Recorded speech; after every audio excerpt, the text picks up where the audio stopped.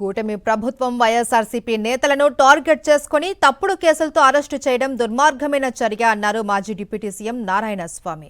మాజీ మంత్రి సీదిరి అప్పలరాజు విషయంలో కక్ష సాధింపు చర్యలకు పాల్పడుతూ ఉన్నారని ఆరోపించారు. కుమారుడి రోడ్ యాక్సిడెంట్ కేసులో తండ్రిని అరెస్టు చేయడం ఏంటి అని ప్రశ్నించారు. రాష్ట్రంలో బీసీ, ఎస్సీ, ఎస్టీలకు రక్షణ లేకుండా పోయింది అన్నారు.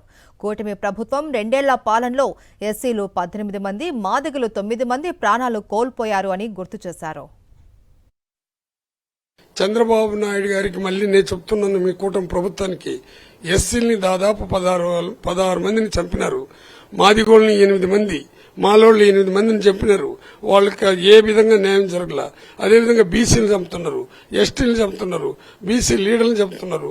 వైఎస్ఆర్ పార్టీకి సంబంధించినటువంటి జగన్మోహన్ రెడ్డి కేబినెట్ లో ఎవరెవరు పనిచేశారో మంత్రులు క్వశ్చన్ వేస్తే వాళ్ళ పైన కేసులు పెట్టి జైలుకు పంపిస్తున్నారు.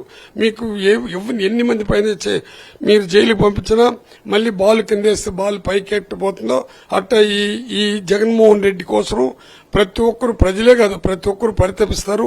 ఖచ్చితంగా జగన్మోహన్ రెడ్డిని మళ్లీ ముఖ్యమంత్రి చేసేంత వరకు మీరు ఎన్ని మందిని జైల్లో పెట్టినా ధైర్యంగా పోరాడే ఆలోచనతో ఉన్నాడు. అప్పలరాజు కూడా అదే చెప్పాడు. నా పైన ఎన్ని కేసులు పెట్టినా నేను జగన్ సపోర్ట్ నాకుంది, నేను జగన్తో ఉంటానని మాట కూడా ఇవ్వటం.